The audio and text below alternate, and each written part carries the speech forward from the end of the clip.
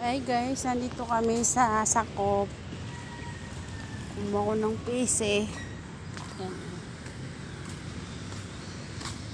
Tagal lang asawa ko sa loob. Kanina pa. Kinukuha yung pese ng anak ko. Tagal-tagal kaya umalis ako. Pumunta ako dito muna sa motor namin.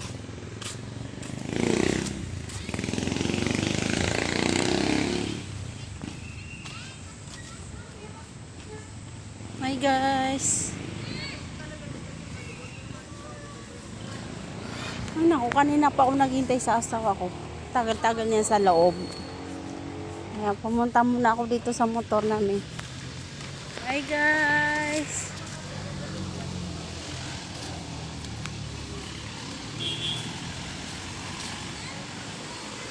Ayun ang mga motor namin, no.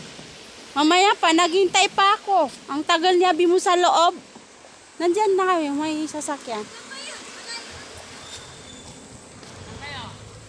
May motor kami?